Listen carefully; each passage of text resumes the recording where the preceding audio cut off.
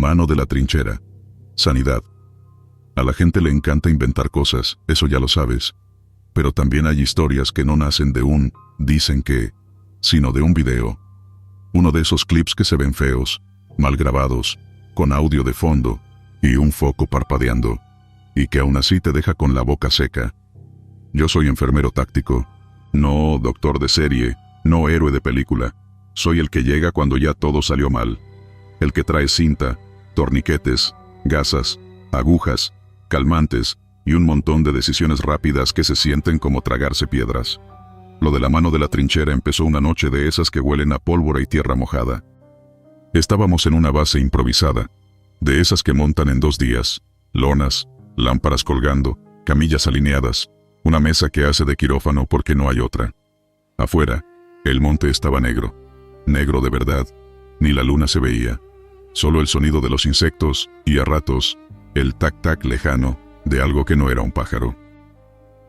El accidente fue con explosivos. No voy a entrar en detalles finos porque nadie gana recordando eso con lujo de sangre. Pero imagínate lo básico. Una detonación donde no debía, un chispazo, y de repente gritos. Gritos de esos que no se actúan, gritos que te atraviesan el estómago. Cuando lo trajeron, el sargento venía pálido, sudado, con la mirada perdida, como si ya no supiera si estaba aquí o en otro lado. Tenía el brazo hecho un desastre. Yo lo vi, y sentí ese frío rápido que te sube por la espalda, porque la cabeza te dice, aguanta, pero el cuerpo entiende primero. Le pusimos torniquete, le dimos oxígeno, le hablamos fuerte para mantenerlo despierto. Él intentaba ser duro, como siempre, pero se le quebraba la voz. Me acuerdo que me agarró del chaleco con la otra mano y me dijo, bajito, como regaño, no me dejes dormirme. Esa frase la he oído muchas veces, y siempre pesa igual. Lo sedaron después, no por capricho, sino porque el dolor lo estaba reventando por dentro, y porque había que hacer lo que nadie quiere hacer, pero que a veces toca, cortar para que viva. Ahí es donde la historia se parte en 2, la parte lógica y la que no. Terminamos la amputación como se puede terminar algo así en campaña, rápido, limpio dentro de lo posible, y con el corazón apretado. La mano, separada, quedó como un objeto ajeno. Y eso es lo raro, porque una mano no es un objeto. Es algo que tú reconoces sin pensar. Esa mano había saludado, había cargado, había disparado, había firmado papeles, había agarrado una taza de café, y de pronto estaba ahí, quieta, sin dueño. Uno de los muchachos con cara de piedra agarró la bolsa roja de desechos, así le decimos, sin poesía. Bolsa roja. Lo metió ahí con cuidado, amarró el nudo, y la dejó en un rincón, detrás de una mesa con instrumental. Nada ceremonioso. Es trabajo. Es protocolo. Es lo que sigue. Yo me lavé las manos y, por más que te talles, siempre te queda la sensación, como si el olor se te metiera en las uñas.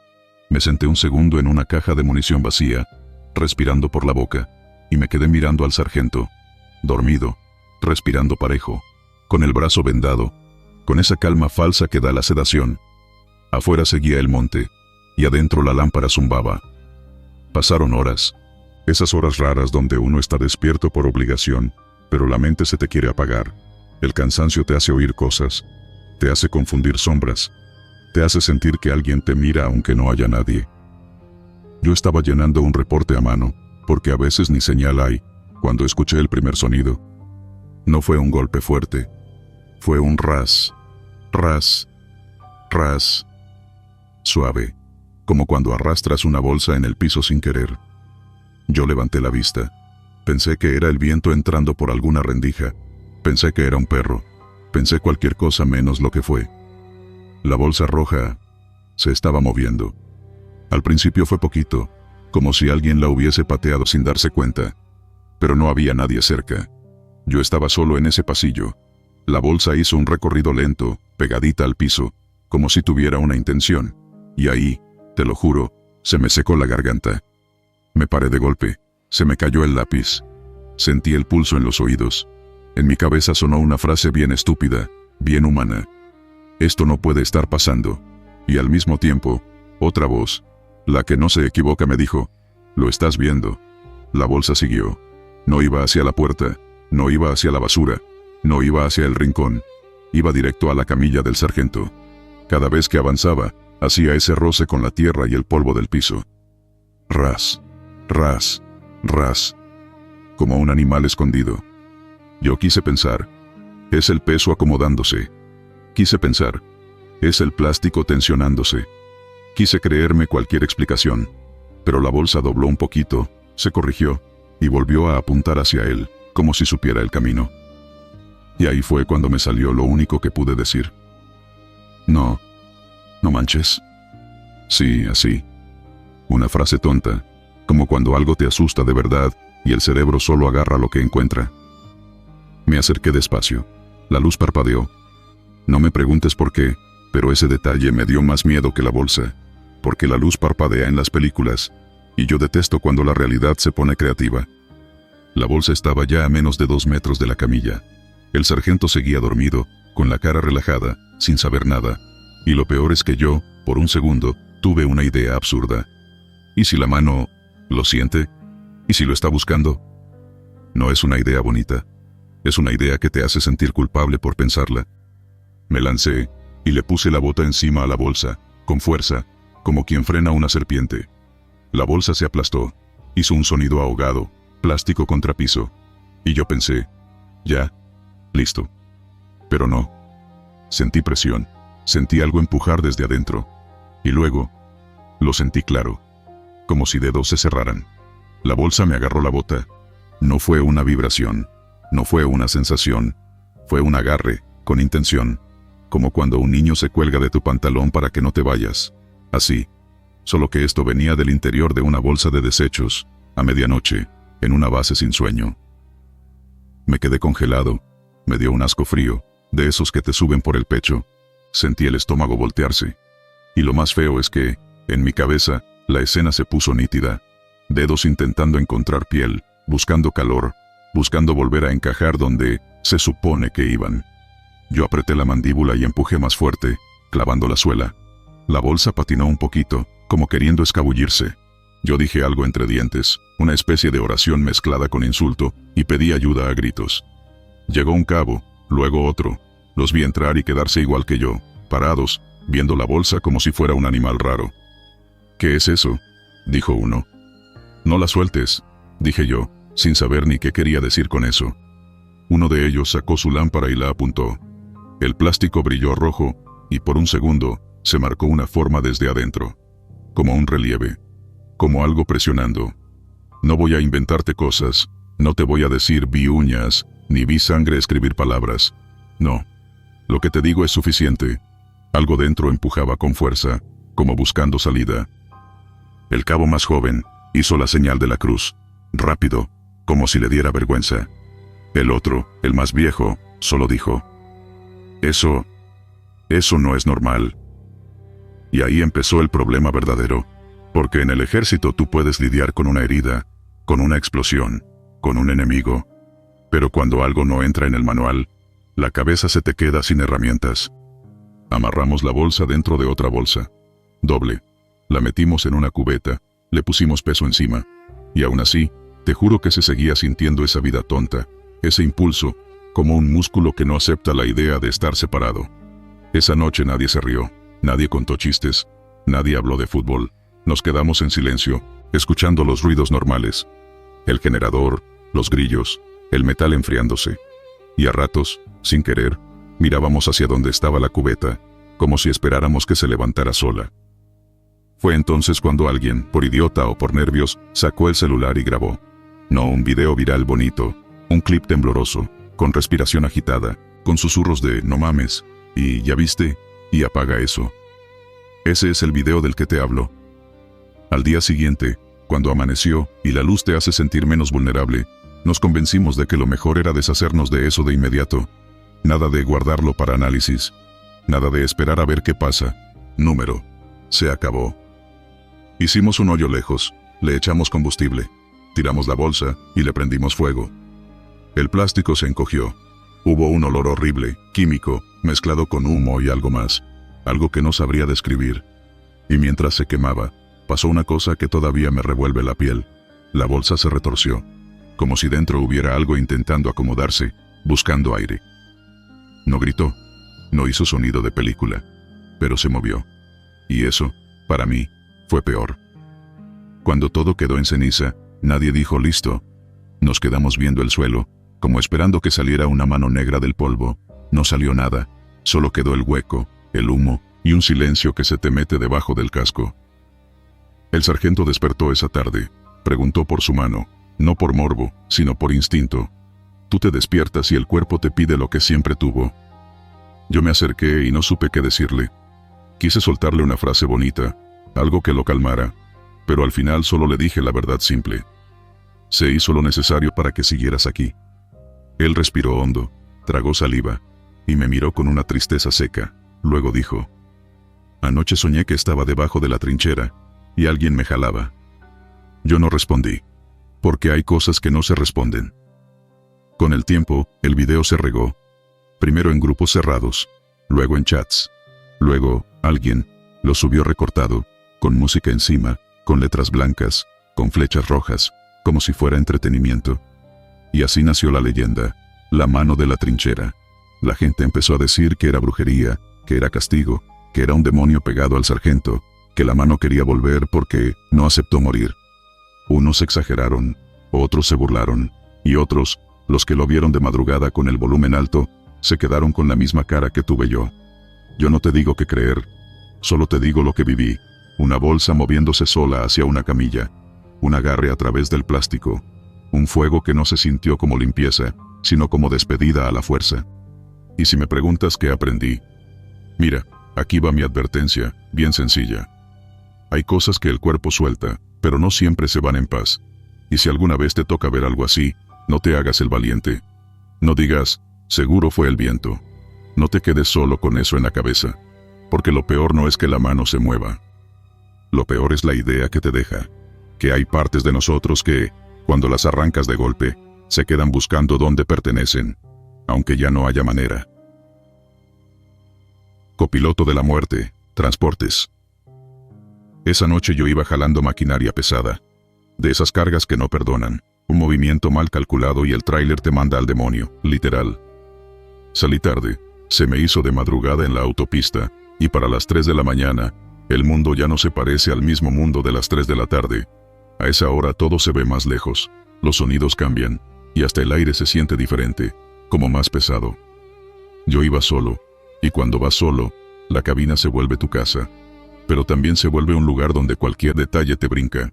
El zumbido del motor, el golpeteo del remolque, el shh del aire en las gomas, el tac-tac de algo suelto en el tablero.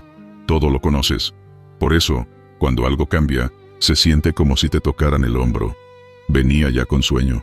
No ese sueño suave de, ay, qué rico acostarme. No, ese sueño traicionero que te baja los párpados sin avisar. El peor. El que te hace pestañear más lento. El que te pone la cabeza pesada. El que te hace pensar, no más tantito y ya. Yo me iba hablando solo para no dormirme, de verdad. No te me duermas, compa. Aguanta. Falta poco. Subí la música, la bajé, la volví a subir. Abrí un poquito la ventana para que entrara aire frío. Me dio el golpe, y hasta me ardieron los ojos. Me servía, pero no era suficiente. Y entonces pasó. No fue una sombra. No fue una lucecita rara. No fue un ruido allá afuera. Fue algo que sentí clarito. Aquí adentro, en la cabina. El asiento del copiloto. Se hundió. Así como lo lees. Como cuando alguien se sienta de golpe. No poquito. No se movió el camión. No. El asiento bajó, y el resorte se quejó. Ese crujidito que hacen los asientos viejos cuando se acomodan, y al mismo tiempo, el aire se puso helado. Pero helado de verdad, como si hubieran abierto un congelador. A mí se me fue la mano al volante con fuerza. Sentí el cuero resbaloso por el sudor, se me erizó la nuca, y lo primero que pensé fue lo más lógico, aunque suene loco. ¿Quién se subió? ¿En qué momento? Porque mi cabeza buscó una explicación rápida. ¿Se metió alguien en una parada? Me distraje. Me asaltaron. Ya sabes, la mente tratando de no aceptar lo imposible. Tragué saliva. Miré rápido el espejo, luego la carretera, luego de reojo hacia el asiento. Y ahí fue cuando el estómago se me hizo un nudo. Había alguien. No una figura bonita, ni un fantasma de película. Era un tipo sentado, derechito, como si siempre hubiera estado ahí. Traía uniforme, de esos como de oficial, no de guardia cualquiera. Pero estaba destrozado. No sucio normal, no.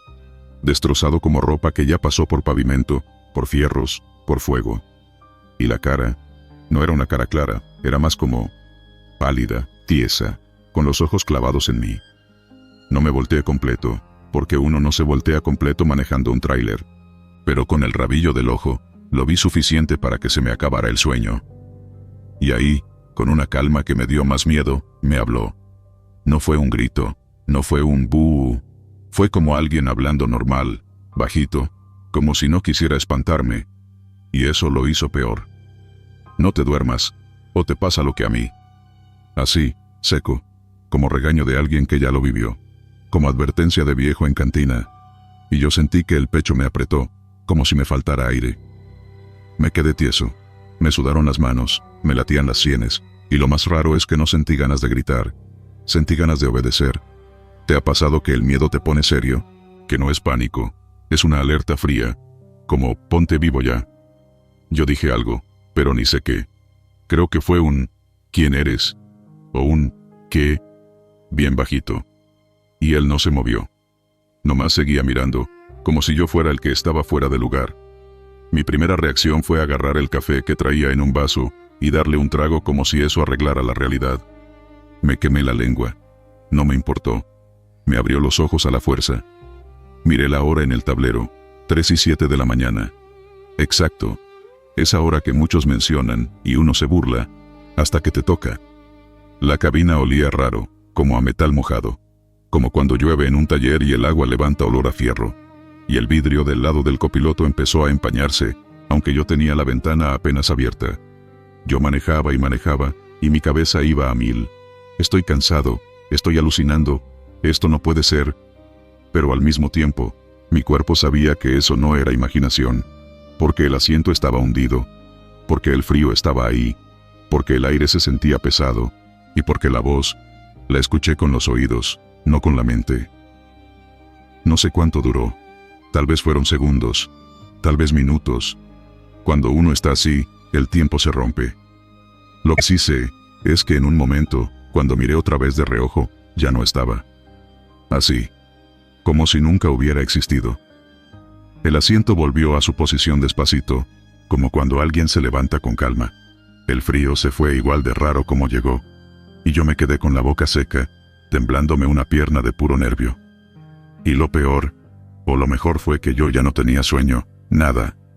Me sentía como si me hubieran echado un balde de agua helada por dentro. Iba despierto, hiperatento, viendo cada reflejo, cada señal, cada sombra en el acotamiento. Unos kilómetros después, la carretera cambió. Entré a una zona donde siempre dicen que pasan cosas, no por brujería ni nada, sino porque es peligrosa. Curvas, bajadas, poca luz, y mucha gente se confía. Y ahí fue donde lo vi. A un lado, en el camellón o en la orilla, donde ponen las cosas para recordar, había una cruz. Una de esas cruces blancas, con flores ya medio secas. Y tenía un casco colgado, de esos de oficial. Yo frené un poquito, no de golpe, nomás bajé la velocidad, y me quedé mirando mientras pasaba. Me dio un escalofrío otra vez, pero ahora no era de fantasma, era de realidad, porque en la cruz se alcanzaba a leer un nombre. El mismo que traía bordado en el uniforme que vi. O al menos, el mismo que mi cabeza guardó como foto. No sé cómo explicarlo. Hay cosas que se te quedan grabadas sin que tú quieras. Me orillé más adelante en un lugar donde sí se podía, con luces y algo de movimiento. Me bajé con las piernas flojas, prendí un cigarro aunque ni fumaba tanto, y me quedé mirando la carretera como si la carretera me estuviera mirando a mí. Ahí, un señor que vendía café en un carrito me vio pálido y me dijo: ¿Todo bien, jefe? Y yo, sin pensar, le solté: Oiga, esa cruz que está más atrás, la del casco, ¿quién es? El señor me miró raro, como midiendo si yo estaba jugando o hablando en serio. Ah, esa, dijo. Ese fue un oficial. Dicen que hace años se mató ahí. Se quedó dormido. Venía en una patrulla o en un carro, no me acuerdo. Pero fue por sueño. Un pestañeo y se acabó. Sentí que el cigarro me tembló en los dedos. ¿Y cómo se llamaba? El señor me lo dijo. Y sí, era el mismo. Ahí fue donde se me bajó un peso en el pecho y al mismo tiempo me subió otro. Porque ya no era, me imaginé cosas. Ya no era, me dio sueño y ya. Había una coincidencia demasiado exacta, demasiado cruel. Yo me quedé un rato callado. No le conté todo al señor porque... ¿pa' qué? Te toman por loco, y además hay historias que se quedan mejor guardadas. Volví a subirme al tráiler. Cerré la puerta, me senté, y antes de arrancar, miré el asiento del copiloto, como esperando que volviera a hundirse. No pasó nada, pero ya no pude verlo igual. Desde ese día, esa es la parte que la gente cuenta como leyenda. Que hay un copiloto que aparece a las 3 de la mañana, un oficial que murió por dormirse, y que ahora se sube con los que van solos. No para asustarlos, sino para despertarlos. Dicen que no a todos se les aparece. Dicen que se le aparece al que va perdiendo la batalla con el sueño. Y te voy a decir algo. Yo nunca fui de creer en eso. Yo era de los que se reía cuando un trailero decía, me espantaron en tal tramo. Yo decía, es el cansancio, es la mente, son historias. Pero después de esa noche, aunque yo me haga el fuerte, aunque yo me haga el que no, hay algo que sí hago siempre. Si me da sueño, paro. Así esté lejos, así pierda tiempo, así me regañen. Paro. Porque el sueño no avisa, el sueño no negocia, y la carretera, menos. Y por si a ti te toca manejar de noche, en tráiler, en carro, en lo que sea te lo dejo claro, como me lo dejaron claro a mí. Si a las 3 de la mañana sientes que vas pestañeando, no te hagas el valiente, oríllate, lávate la cara, camina, haz lo que sea. Porque hay gente que ya aprendió la lección de la peor manera, y no todos tienen la suerte de que alguien, aunque no sea de este mundo, te la venga a recordar. Incineración de bandera, ritual. Era de noche, o casi. Todavía había un poquito de luz, esa luz gris que se queda pegada a las paredes del cuartel, cuando el sol ya se fue, y el aire empieza a ponerse filoso. Nos formaron en el patio chico, el que está atrás del depósito, ahí donde casi no pasa nadie, porque es un rincón que huele a aceite viejo y a fierro húmedo. El oficial de ceremonias venía serio, sin esa cara de, vamos a cumplir y vámonos. Traía la bandera doblada en triángulo, como se debe, apretada contra el pecho. Y por más que uno diga, es tela, se siente otra cosa cuando la tienes enfrente. Como si estuvieras viendo a alguien dormido, y supieras que ya no va a despertar. Nos dieron la orden de silencio, no el silencio normal. Ese silencio de, ni respires fuerte. Yo me acuerdo que hasta me dio pena tragar saliva porque se escuchaba, te lo juro. Y ahí fue cuando noté algo que no me gustó desde el principio. El viento no soplaba, pero el patio se sentía helado. Como si alguien hubiera abierto una puerta a un cuarto con aire acondicionado a todo lo que da, solo que no había ninguna puerta. El brasero ya estaba listo, leña seca, algo de combustible, todo acomodado bonito, como para que la llama agarre parejo. Y aún así, cuando acercaron la bandera, el fuego se achicó tantito, como dudando. Eso fue raro, porque el fuego, cuando está bien prendido, es bien presumido, se estira, se alza, muerde el aire. Ese no. Ese se encogió como si le hubieran puesto una mano encima. Nos acercamos por turnos, con respeto. Cada quien daba el paso al frente, hacía su saludo, y regresaba a formación. Todo bien. Todo correcto. Pero en mi cabeza no dejaba de sonar la misma pregunta. ¿Por qué el general estaba ahí? Ese tipo de ceremonia normalmente la supervisa alguien de menor rango. Pero esa noche el general estaba presente, y no nada más presente. Estaba atento, como si estuviera esperando algo. Cuando tocó el momento, el oficial bajó la bandera al fuego. La colocó despacio, como si temiera lastimarla. Y ahí empezó lo que nadie me cree cuando lo cuento. La tela no se quemó como se quema una camisa vieja. No se hizo negra rápido ni se deshizo en ceniza ligera. La tela se retorció, sí, pero no como por la flama. Se retorció como cuando alguien se retuerce de dolor, como si algo dentro estuviera peleando. Y luego, en el centro, donde está el escudo, se marcó una forma. No era una figura que te imaginas.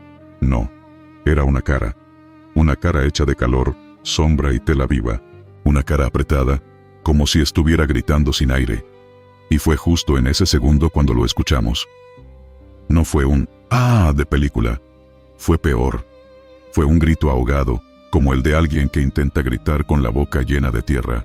Cortito, pero con una fuerza que te eriza todo el cuerpo.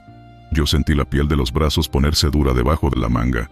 Sentí el estómago caer, como cuando vas en carretera y el camión agarra un bache.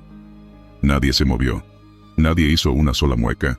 Porque cuando estás formado enfrente del general, tú sabes que cualquier reacción se nota. Pero yo vi, de reojo, a un sargento viejo, de esos que ya no se asustan con nada, apretar la quijada como si lo hubieran insultado. Vi a otro soldado abrir tantito los ojos y volverlos a cerrar fuerte, como diciendo, no vi nada, no vi nada. El fuego seguía raro, no subía parejo, se movía como si respirara. Y cada vez que la tela se doblaba, la cara cambiaba, como si estuviera buscando algo, o a alguien. El general levantó la mano, y con eso bastó para que todo el mundo entendiera.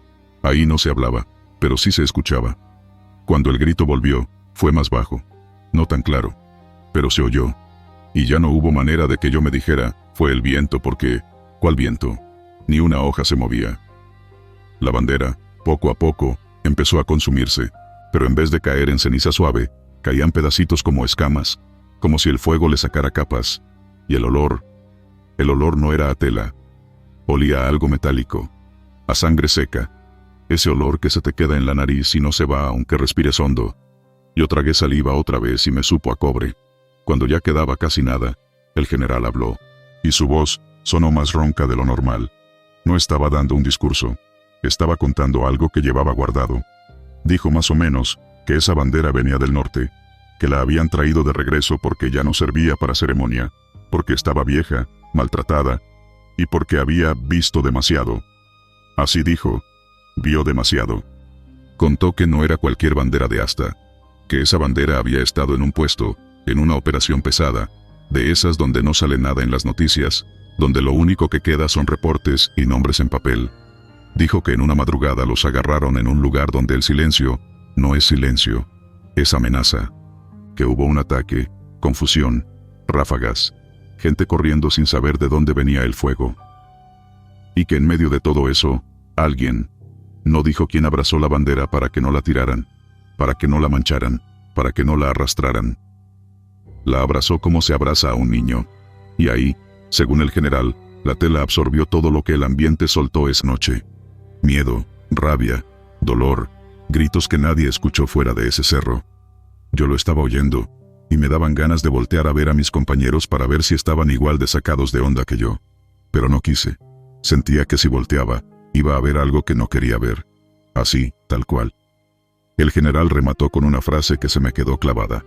Una bandera no es nada más un símbolo, a veces es un testigo, y los testigos se quedan con cosas adentro. Cuando dijo eso, el fuego bajó de golpe. Bajó como si lo hubieran apagado con una cubeta invisible. Quedó pura brasa roja, temblorosa, y en la brasa, las cenizas no eran normales. Eran grises, sí, pero tenían manchas rojas, no rojo vivo, rojo oscuro, como vino. Y lo más raro, esas manchas no se deshacían, no se mezclaban con el resto, se quedaban como pegotes, como si fueran pintura que se niega a soltarse. El protocolo dice que esas cenizas se recogen con cuidado, se resguardan, se disponen como se debe. Yo vi cómo las juntaron, y aún con guantes, los que las recogían hacían un gesto raro, como si les picaran las manos. Uno se frotaba los dedos, otro sacudía la muñeca, como cuando te cae algo encima que quema pero no quema. No sé si me explico. Esa noche no terminó cuando nos rompieron formación, para mí no terminó ahí. Me fui a mi litera con el cuerpo cansado, pero con la cabeza prendida. Me acosté y cerré los ojos, y lo primero que vi fue esa cara en el escudo, torcida, sufriendo, y lo segundo que escuché fue el grito, otra vez, no afuera, adentro, como si me lo hubieran metido al oído. Me levanté al baño por agua, por cualquier cosa. En el pasillo no había nadie, pero el aire estaba igual, helado, y en serio, no era, ¡ay qué frío! Era ese frío que te hace sentir observado. Al otro día, en la bota izquierda, encontré un polvito gris. Poquito, como ceniza. Yo pensé, se me pegó del patio. Me sacudí y ya. Pero cuando me fui a lavar las manos, vi algo en el lavabo. Una manchita roja, chiquita. y por más que le eché agua, por más que le pasé jabón, se quedaba. Se hacía más clara, pero no se iba. Esa mancha me dio más miedo que el grito, fíjate, porque el grito lo puedes negar. Te dices, me lo imaginé, pero una mancha ahí, que no sale, eso ya es otra cosa. Eso ya te está diciendo, no fue tu cabeza. No se lo conté a nadie ese día. Me dio vergüenza. En el cuartel tú aprendes rápido a no andar contando cosas que suenan raras, porque te ganan el apodo, y no te lo quitas. Pero al tercer día, un cabo que estuvo en la ceremonia, me jaló aparte y me dijo, bajito, ¿a ti no te pasó algo con las cenizas? No más así. Yo lo vi y se me apretó el pecho. Le pregunté qué le pasó a él. Me dijo que soñó con una tela que lo envolvía como una sábana mojada, y que no podía respirar, y que en el sueño alguien le decía, no me dejes aquí. Ahí fue cuando entendí que no era solo yo. Desde entonces, cada vez que veo una bandera, no me burlo, no hago chistes, no digo, es un trapo. Yo antes era más ligero con eso. Ahora no, porque ya vi lo que pasa cuando un símbolo se vuelve algo más. Cuando deja de ser representación y se convierte en recipiente, en memoria, en carga. Y si te lo cuento como leyenda, como historia, es por una razón, para que no lo tomes a juego. Si algún día te toca ver una incineración de bandera, o estar cerca de un ritual así, no te rías, no provoques, no quieras ser el gracioso. Mantén tu respeto, aunque seas escéptico, aunque no creas en nada. Porque hay cosas que, cuando se queman, no se van, solo se sueltan. Y a veces, lo que se suelta, busca a quien pegarse. Pájaro imitador, la sierra. Andábamos en operación, de esas largas, sin horario, sin señal, sin nada. Selva cerrada, humedad pegada en la piel, botas siempre mojadas aunque no lloviera. El tipo de lugar donde te sientas 5 minutos y ya tienes hormigas encima. Y donde si te alejas 2 pasos del grupo, el verde te traga. Esa noche nos tocó hacer alto en una parte alta, una loma con árboles flacos y raíces como cables. No era campamento bonito, era lo que había. El sargento, un hombre ya curtido, de esos que hablan poco, y cuando hablan uno se calla, decidió que ahí nos quedábamos hasta que aclarara un poco más. Yo estaba cansado, cansado de verdad. No, ay, qué sueño, no. Cansancio de ese que te hace ver doble cuando parpadeas, que te deja la lengua seca y la nuca dura, como si cargaras un costal invisible. Teníamos días comiendo lo que se pudiera, y el cuerpo empieza a protestar por todo. Los hombros, las rodillas, las manos. Hasta respirar te da flojera. Nos acomodamos como pudimos. Uno se quedó de vigilancia, otros medios se recostaron con el arma abrazada. Yo me senté cerca del sargento, a un lado, porque así me sentía más tranquilo. Él estaba comiendo algo rápido, con esa calma de gente que ya ha visto demasiado. Y de repente, se oyó su voz. Pero no cerca, se oyó allá, entre los árboles, como a unos 30 o 40 metros. Clarita, con el mismo tono, la misma forma de hablar, hasta la misma maña de estirar una palabra. Aquí, vengan, aquí. Yo me quedé tieso. Lo primero que pensé fue, ¿ya se adelantó? Porque el monte hace eso, te confunde. Te duermes 2 segundos, y cuando abres los ojos, sientes que pasó 1 hora. Me paré casi por reflejo, como cuando te llaman por tu nombre, y tú respondes sin pensarlo. Y ahí fue cuando sentí la mano del sargento en mi brazo. Me jaló suave, pero firme, como diciendo, ni te muevas. Volteé, y el sargento estaba ahí, sentado, tranquilo, con la comida en la mano. Me miró con una cara seria, de esas que te apagan cualquier valentía. No vayas, me dijo bajito, eso no soy yo. Yo abrí la boca pero no me salió nada, porque mi cabeza estaba intentando acomodar la escena. ¿Cómo puede estar aquí y allá al mismo tiempo? La voz volvió a gritar, igualita. ¡Vengan! ¡Rápido! ¡Aquí! Y no era una grabación, se escuchaba viva. Como cuando alguien se esfuerza por hacerse oír entre el monte. Hasta se oía ese aire en la garganta, ese empuje que hace uno al gritar fuerte. Era exactamente él. El corazón se me aceleró feo.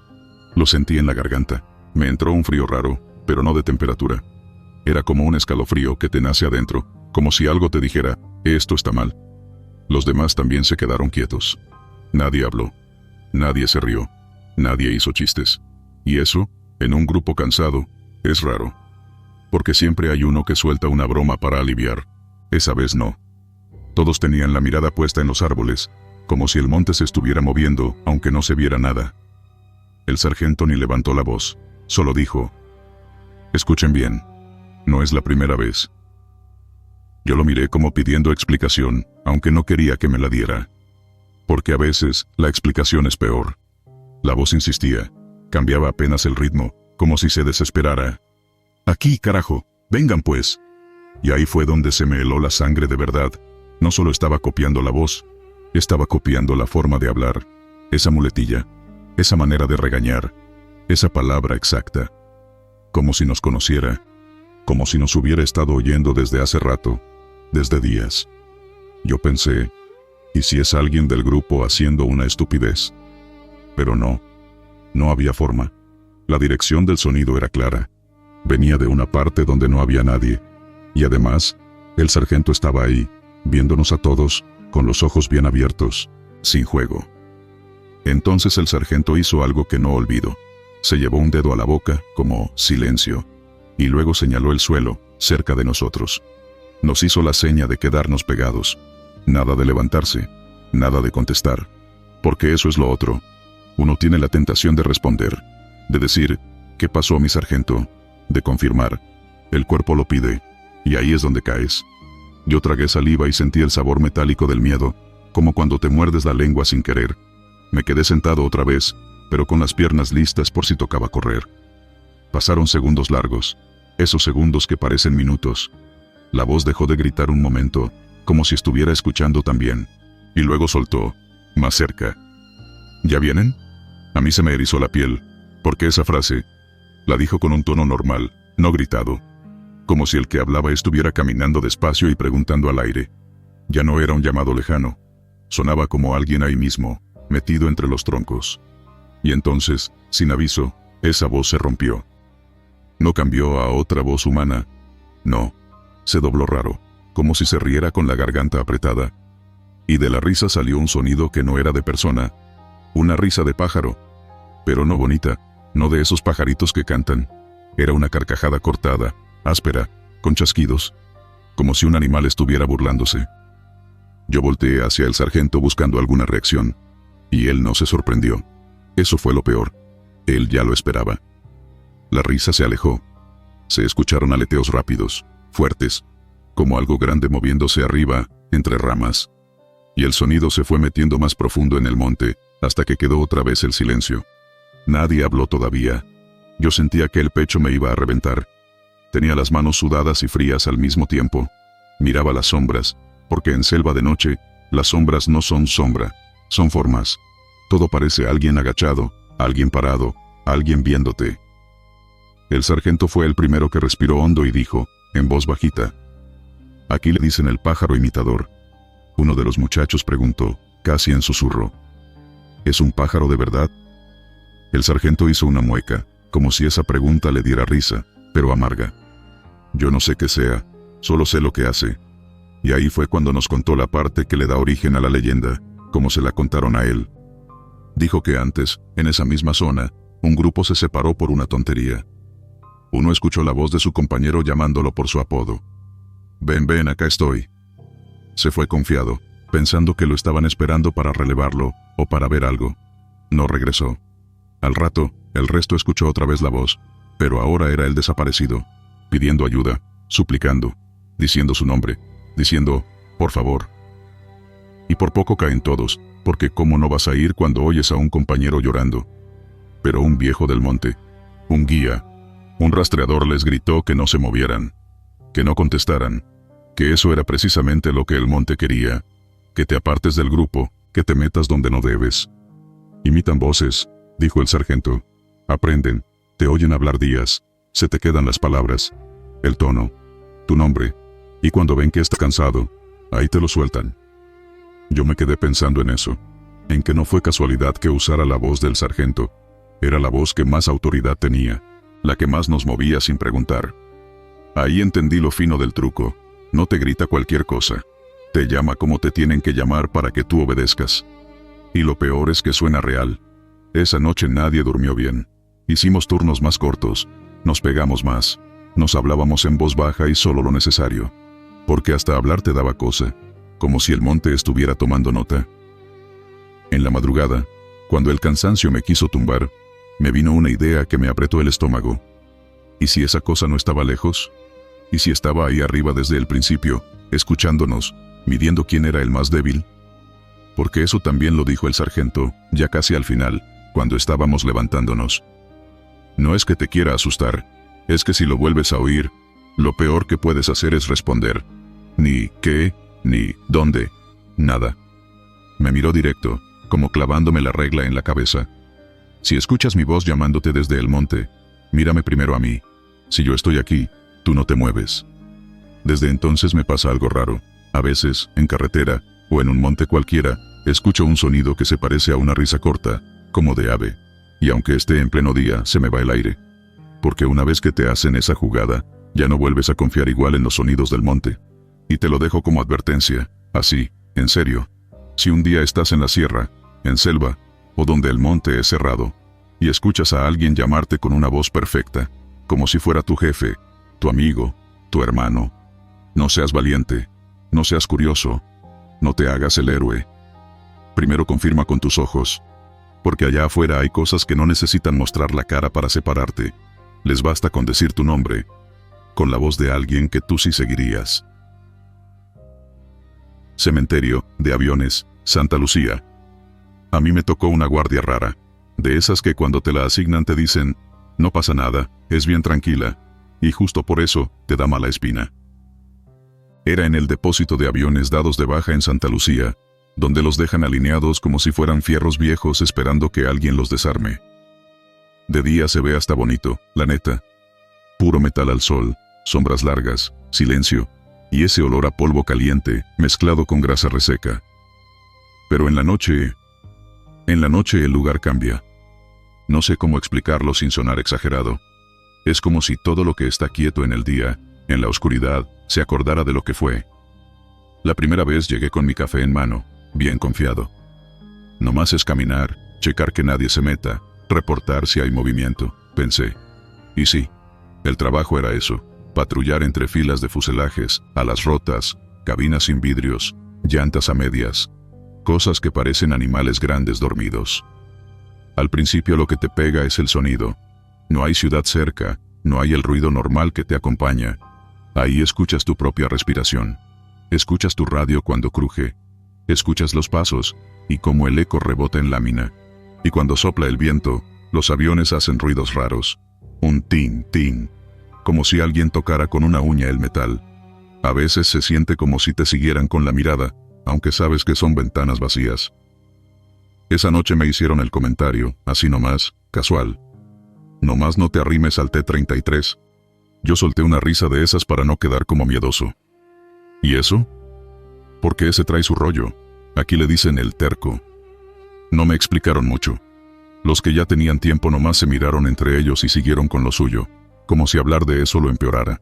Y ahí fue cuando mi cabeza empezó. Bueno, ¿qué puede pasar? El T-33 estaba un poco separado, como si hasta los mismos mecánicos lo hubieran dejado con distancia. Se veía antiguo, de esos aviones con cara delgada y alas que parecen cuchillas. Tenía el fuselaje opaco, la pintura cansada, y unas marcas que ya ni se entendían.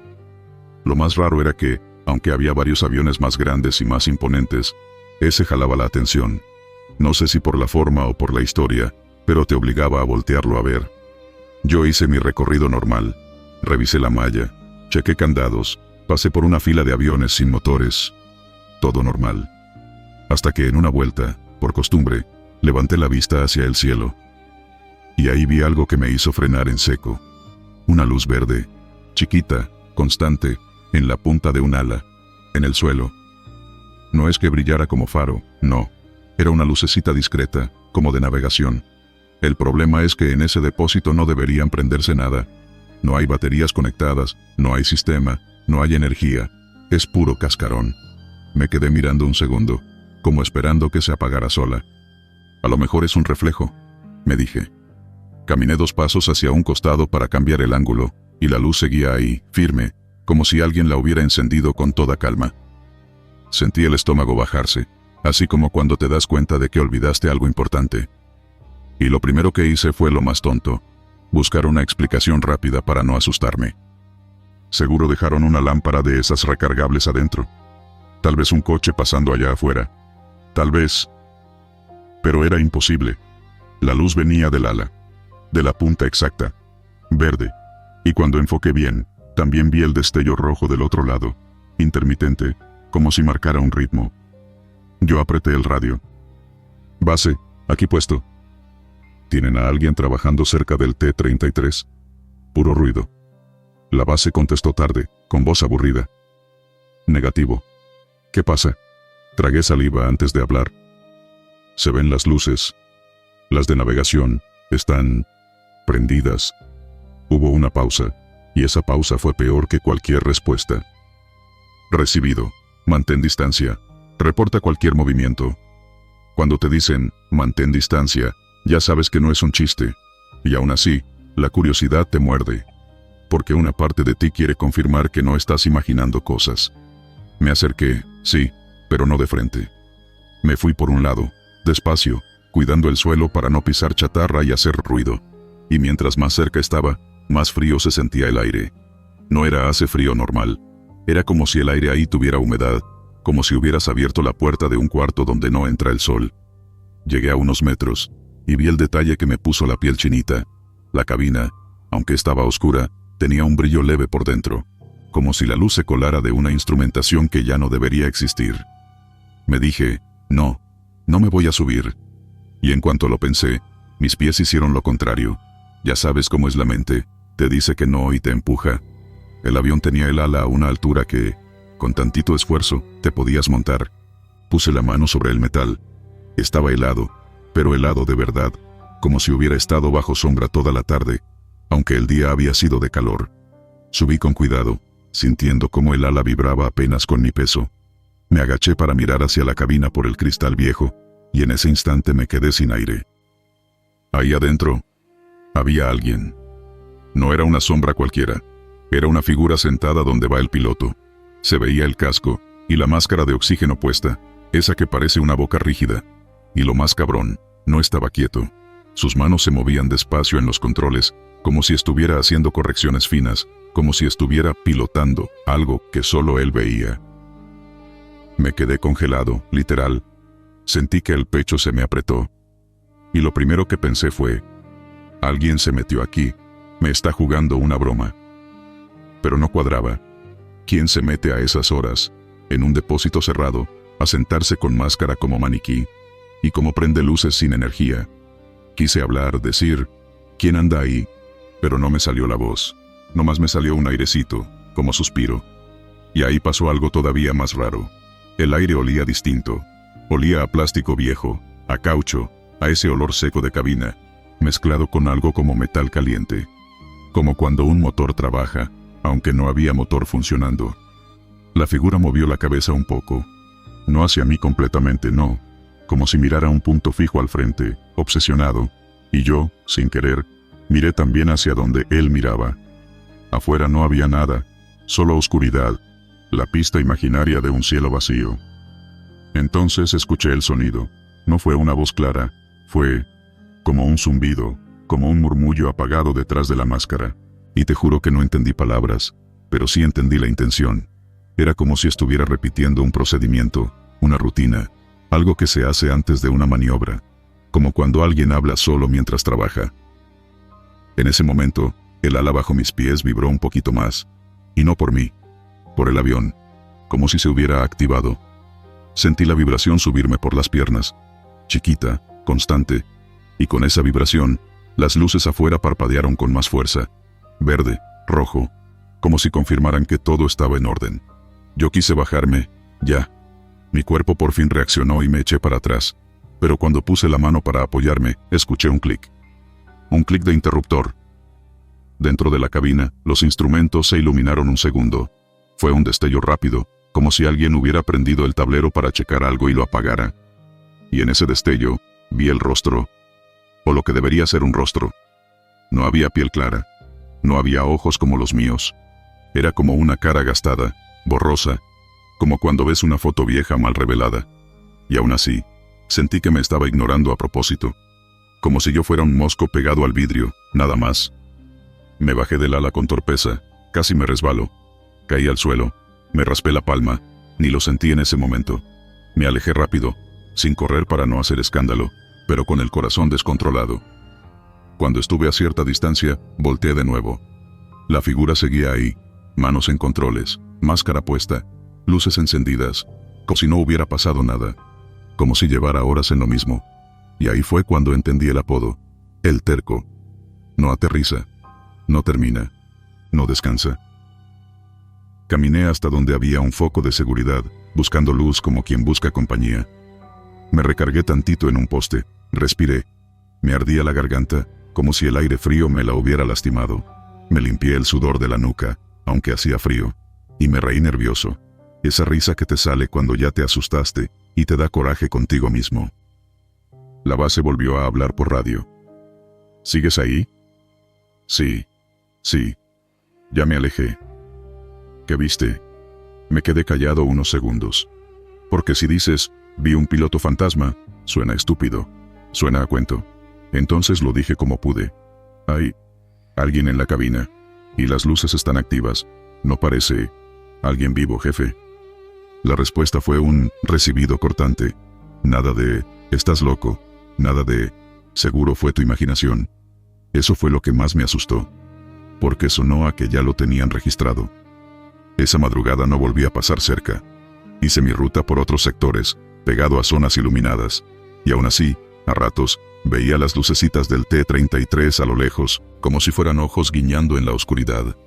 A eso de las 4 y algo, el viento cambió. Y con el viento llegó un sonido que me erizó los brazos. Un silbido, como el de un avión pasando alto, lejos, pero no venía del cielo, venía del depósito, venía de adentro. No fue fuerte, fue breve, como si el aire se hubiera colado por el fuselaje y hubiera hecho cantar la lámina.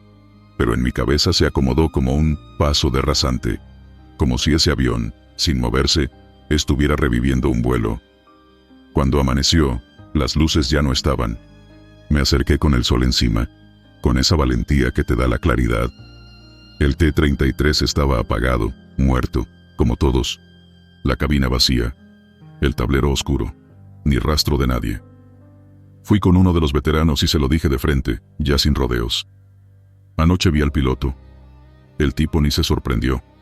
Nomás apretó la boca y asintió, como quien confirma un rumor. ¿Te subiste al ala? Sí. No lo hagas otra vez. Le pregunté por qué pasaba. Me dijo que ese avión tuvo un accidente hace años, una última salida rara, una falla, o un error, quién sabe. Que el piloto no alcanzó a regresar. Que desde entonces, en ciertas noches, se prende solo. Que hay guardias que han escuchado golpes desde adentro, como si alguien pateara el piso de la cabina. Otros dicen que se escuchan pitidos, como alarmas antiguas. Y lo más común, las luces verdes y rojas, como si todavía estuviera marcando su posición en un cielo que ya no existe para él. Yo no sé si creer todo eso. Yo solo sé lo que vi con mis propios ojos. Una figura moviendo controles donde no debería haber nadie. Y desde esa noche aprendí algo. Hay lugares donde las cosas no se acaban, solo porque las guardas o las das de baja. Hay memorias que se quedan pegadas al metal, al asiento, al aire. Como si el miedo, el último segundo, la última decisión, se quedara grabada y se repitiera. Así que si un día te toca entrar a un cementerio de aviones, de esos donde todo parece chatarra tranquila, hazte un favor, no te confíes. No te acerques de curioso cuando veas una luz que no debería encender. Y, por lo que más quieras, no te subas al ala para asomarte. Porque hay máquinas que ya no vuelan, pero hay pilotos que, por alguna razón, todavía no han aterrizado. Y si los interrumpes, quién sabe si te dejan bajar del todo. Estatua de la Santa Muerte, evidencia. Esto no es un cuento que me contaron en una esquina. Esto fue dentro del depósito de evidencias, el lugar donde se supone que todo está bajo control. Candados, cámaras, bitácoras, cadena de custodia. Y ese olor raro que siempre tienen los cuartos cerrados. Mezcla de polvo viejo, metal, humedad y plástico. Yo entré ahí por trabajo, no por curiosidad. Y aún así, hay cosas que te obligan a creer, aunque no quieras. La estatua llegó una madrugada, en un operativo que terminó tarde y feo. No voy a decir el nombre del barrio ni la unidad, porque luego la gente se pone intensa, y a uno lo señalan. Pero fue de esas vueltas donde decomisan de todo. Armas hechizas, cuchillos, bolsas con cosas raras, amuletos, velas, fotos, libretas con nombres. Y al final, como si fuera un objeto más, llega ella.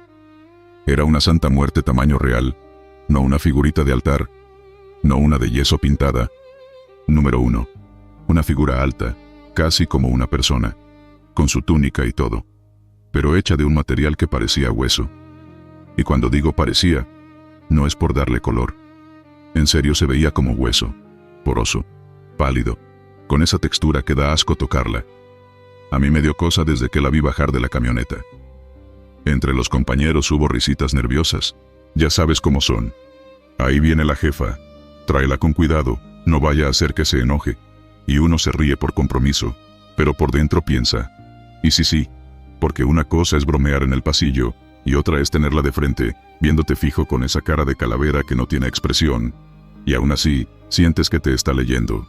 La metimos al depósito como se mete cualquier evidencia grande, se registra, se etiqueta, se toma foto, se describe, todo normal, solo que nadie quería escribir, hecha de hueso así, tal cual. Un agente puso, material óseo aparente, y se quedó tan tranquilo, pero la cara lo delataba, nadie estaba tranquilo. La primera discusión fue una tontería, y al mismo tiempo no lo fue.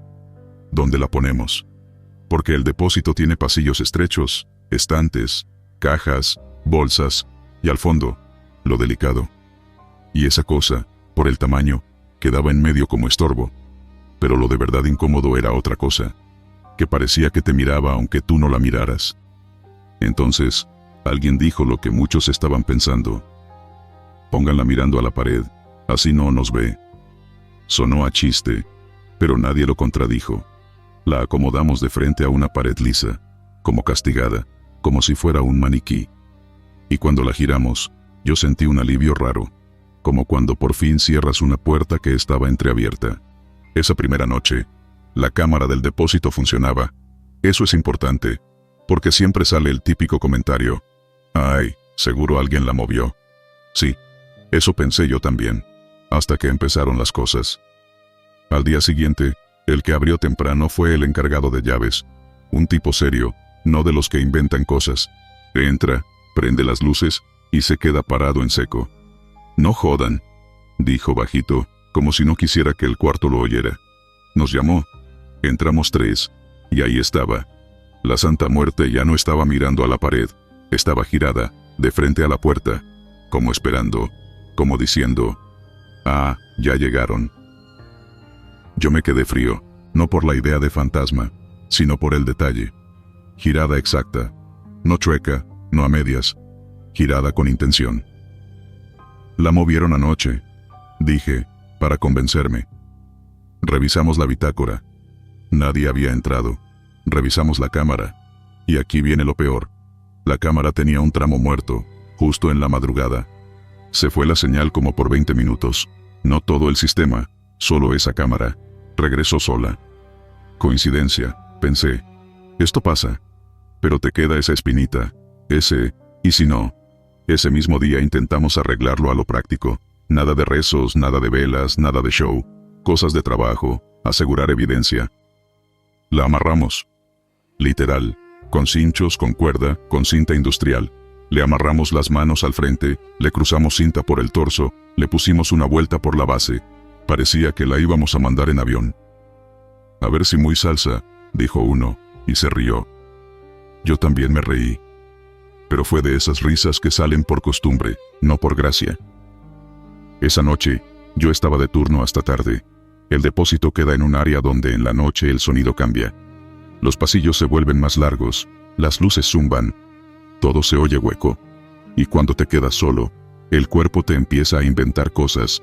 Un crujido se vuelve paso, un golpe se vuelve puerta.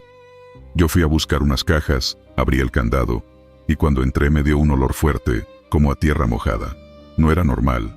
Me quedé quieto un segundo. Tragué saliva. Y ahí estaba ella, otra vez girada, y los cinchos, flojos, no rotos como si los cortaran con tijera, flojos, como si alguien los hubiera soltado con paciencia. Esa fue la primera vez que se me fue el valor del cuerpo, porque una cosa es, se movió, y otra es, se desató. Me acerqué con la linterna. Iluminé el pecho, los amarres. La cinta estaba despegada en algunas partes, como si el pegamento hubiera perdido fuerza, pero era cinta nueva. Esa cinta aguanta calor, polvo, lo que sea. Me quedé mirando, y sin querer, me salió una pregunta bien estúpida, en voz baja. ¿Qué tú quieres? Como si alguien me fuera a responder. Y ahí, te lo juro, sentí algo raro en la nuca. No fue viento, no fue aire acondicionado. Fue esa sensación de que alguien está atrás de ti, pegado. El cuerpo lo sabe antes que la cabeza.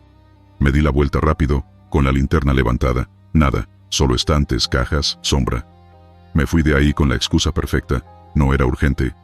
Al otro día, ya era tema de pasillo. Nadie quería decirlo en voz alta, pero se notaba. Cada quien tenía su versión y su miedo, aunque lo disfrazara con relajo. «Esa vaina está viva, loco», dijo uno, medio riéndose. «No digas eso aquí», le contestó otro, más serio de lo normal. La intentaron cambiar de lugar, la pusieron en otra esquina, lejos de la puerta. Al día siguiente, volvió a estar mirando hacia la entrada, como si la puerta fuera su punto fijo, como si contara quién entra y quién sale. Después vino lo de los perros, y eso sí nos remató a varios. Los perros de la unidad no son mascotas. Esos animales están entrenados, detectan, obedecen, se ponen tensos cuando deben. No andan de amiguitos con cualquiera, y menos en el depósito, donde el olor de evidencia los pone inquietos. Ese día, entramos y los vimos ahí. 2 perros sentados frente a la estatua, quietos, como en obediencia. Y lo más raro, moviendo la cola, tranquilos, felices. Como si alguien los estuviera rascando detrás de la oreja. Un perro incluso levantó la cabeza, como cuando tú le hablas suave, y te mira con cariño. Pero no había nadie. Nadie. Yo me quedé parado con la puerta medio abierta. Me sudaron las manos, me dio una mezcla de rabia y miedo, como cuando algo te rompe la lógica en la cara. «Saquen a esos perros ahora mismo», dije. Uno de los manejadores les dio la orden. Los perros obedecieron, pero se fueron mirando para atrás, como si no quisieran dejar a alguien solo. Ese día, ya no hubo risitas, ya no hubo la jefa, ni chistes. Ese día se habló poco, y cuando se hablaba, era bajito. Empezamos a preguntar el origen, porque uno busca agarrarse de algo. Esto viene de tal lugar, esto era de tal gente, esto se usaba para tal. Como si con saber de dónde viene, te protegieras. Lo que se supo, y aquí es donde nace la leyenda, es que esa estatua no era un adorno, era el centro de un altar pesado. La gente que la tenía decía que cuidaba el negocio, que avisaba cuando venía problema, y que si alguien la tocaba sin permiso, le iba mal. ¿Verdad? Mentira. Yo no lo sé. Pero sí sé algo. Desde que esa estatua cayó en manos de la autoridad, se volvió un problema dentro de un lugar donde no deberían existir problemas así. Hubo 2 compañeros que pidieron cambio de turno. Uno dijo que le daba migraña cada vez que entraba al depósito. Otro empezó a tener sueños raros, de pasillos interminables, y una figura parada al final, esperándolo. Y yo, que siempre me creía el más racional, empecé a hacer algo que daba vergüenza admitir. Antes de abrir el depósito, me quedaba un segundo afuera, respirando, como tomando impulso. Porque abrir esa puerta ya no era abrir una puerta. Era como asomarte a algo que te está esperando. Una noche, un agente nuevo, de esos que llegan con la energía de «a mí no me asustan», se metió solo al depósito para grabar un video, para joder, y mandarlo al grupo. Se paró frente a la estatua, la enfocó, y dijo: «Mira, mi amor, ¿y tú qué? ¿Tú te mueves sola? Muévete ahora para que yo vea». Salió riéndose. Mandó el video. En el video no pasó nada. Pero al día siguiente llegó con la cara pálida, y con una marca morada en el brazo, como dedos apretados. Juró que se despertó con esa marca, y la sensación de que alguien se le sentó en el pecho en la madrugada. Nadie se burló. Nadie. Desde ese día, se estableció regla no escrita. No se jode con eso. No se provoca. No se habla de más.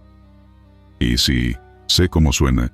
Sé que cualquiera diría, puro sugestión, o alguien la mueve, o los perros olieron algo. Puede ser. Pero explícale eso a tu cuerpo cuando estás frente a ella y sientes que el aire cambia, como si el cuarto se pusiera más pesado, Explícale eso a tus manos cuando el candado suena y tú no quieres entrar. Explícale eso a un perro entrenado moviendo la cola frente a una estatua que nadie está tocando. Con el tiempo, la historia se regó. Afuera, la gente la cuenta como la Santa Muerte que se mueve sola. Adentro, la contamos diferente, más bajito, con detalles que uno no dice por morbo, sino porque te dejaron marcado. Y aquí va lo que yo aprendí, a la mala. Hay evidencias que tú guardas en cajas, y hay evidencias que te guardan a ti en la cabeza. Esa estatua, sea lo que sea, se volvió un recordatorio incómodo de que no todo entra en un inventario, que hay cosas que no entienden de candados, ni de cinta industrial, ni de cámaras. Así que si algún día escuchas esta historia y te da curiosidad, de verdad te lo digo, como advertencia de pana, no juegues con cosas que la gente le reza por miedo, no las provoques, no las uses de chiste, porque quizás no pase nada. Pero si pasa, no hay reporte que te salve, ni explicación que te quite ese peso del pecho cuando se apaga la luz. Y lo peor es eso, que después, aunque estés lejos, aunque ya no trabajes ahí, cuando entras a un cuarto oscuro, a veces sientes que alguien está mirando hacia la puerta, como esperando que tú seas el próximo en entrar. Toque de Diana al revés. Dicen que en los cuarteles hay cosas que no se juegan. Puedes bromear con la comida, con el baño, con quien ronca más fuerte, pero con los toques no. No porque qué miedo como en película, sino porque hay una regla no escrita. Esos sonidos mandan, ordenan, despiertan, cierran el día, abren el día, y cuando tú crees que es solo música de trompeta, te acuerdas que la gente se mueve por eso, como si fuera un hilo jalando a todos al mismo tiempo. Yo supe del toque de Diana al revés, por un cabo viejo. De esos que hablan poco, y cuando hablan, uno se calla. Me lo contó una noche en guardia, cuando el aire estaba pesado y el patio principal se veía raro, como si el foco de la torre alumbrara menos de lo normal. El cabo no lo decía para asustar. Lo decía como quien recuerda un accidente feo, con la misma cara con la que se mira un lugar donde pasó algo y ya no se te olvida. Eso pasó hace años, me dijo. Y desde ese día, aquí nadie se pone creativo con la trompeta. En ese tiempo, el trompetero de guardia era un muchacho, de esos que están recién llegados, todavía con energía de sobra y con ganas de hacerse el gracioso. No era malo, según cuentan, solo tenía esa mezcla peligrosa, orgullo y aburrimiento, porque de madrugada, cuando todo está en silencio y tú estás en un puesto donde parece que el mundo se detuvo, la cabeza empieza a inventar tonterías. Esa noche, el trompetero venía de una discusión. Nadie supo bien por qué. Que si lo regañaron por desafinar, que si el sargento le habló feo, que si le dieron una guardia extra. Lo que sí se sabía es que el tipo estaba encendido por dentro. Se notaba en cómo caminaba, en cómo apretaba la boquilla con rabia, en esa mirada de «yo les voy a enseñar». La Diana se toca para despertar. Punto. Es el sonido que te saca del catre y te pone en modo automático. Botas, uniforme, cara lavada, y a formar aunque tengas la almohada pegada en la nuca. Aquí no importa si dormiste 2 horas o 10, si suena, te levantas. Entonces llega la hora. El trompetero se para donde siempre, en el punto del patio donde el sonido rebota por las paredes, y llega hasta el último dormitorio. La madrugada estaba rara, dicen. De esas en que no se escucha ni un perro, ni el viento. Silencio seco. Y ahí fue cuando al muchacho se le ocurre la genialidad. Tocar la Diana al revés. Pero no al revés como una broma elegante. Número. La tocó como con coraje, desafinada. A propósito, metiendo notas donde no van. Alargando algunas como si estuviera burlándose del mismo toque. Como si estuviera diciendo, ¿así quieren su sagrada trompetita? Tomen. Y mira, el que nunca ha estado en un cuartel no entiende lo que se siente cuando suena un toque mal. Se te eriza algo por dentro, aunque no seas creyente ni supersticioso. Es como ver una bandera arrugada en el piso. Tú sabes que no pasa nada, pero igual te incomoda. Cuando el trompetero llegó a la última nota, según el cabo, ocurrió algo que no encaja con «fue casualidad». El cielo se apagó. Así lo describen. No es que se nubló poco a poco. No es que venía lluvia. Fue como si alguien le bajara un interruptor al amanecer. Un segundo había claridad de madrugada, esa luz grisácea que anuncia el día, y al siguiente, negro. Negro feo, como cuando apagan todas las luces de un edificio y te quedas viendo tu propia mano sin distinguirla. En el patio, algunos soldados que estaban en guardia sintieron un frío raro, pero no el frío normal de madrugada. Uno dijo después: sentí como si me hubieran metido la cabeza en agua helada. Otro: me dio un vacío en el estómago, como cuando te enteras de algo malo. Y ahí viene lo peor: los cuervos. Porque sí, en muchos cuarteles hay pájaros. Se paran en los techos, en los árboles, en las bardas. Son parte del paisaje. A veces hacen ruido, a veces ni los notas. Esa vez, de la nada, empezó a escucharse un aleteo pesado, como si algo grande viniera bajando en grupo. No bonito, no como palomas. Esto sonaba como trapos mojados golpeando el aire, y de arriba empezaron a caer. Cayeron cuervos en el patio principal, uno tras otro, como si los hubieran soltado desde una bolsa invisible, cayendo de panza, de lado, con las alas abiertas. Algunos se estrellaron contra el suelo y rebotaron como piedra, otros solo se desplomaron y ya, y el piso se fue llenando de plumas negras. El olor también lo mencionan siempre, un olor a animal muerto mezclado con algo metálico, como a sangre vieja. Un sargento dijo que le olió, como cuando abres una caja húmeda guardada años. La guardia se quedó congelada, literal. Nadie sabía si correr, si reportar, si quedarse quieto. Porque cuando algo no tiene explicación inmediata, el cuerpo se queda buscando la orden que no llega. Y mientras eso pasaba afuera, adentro, en los dormitorios, la Diana al revés, había despertado a medio cuartel. La gente se levantó como siempre, con sueño, con coraje, con la misma rutina. Pero a los minutos empezó lo raro.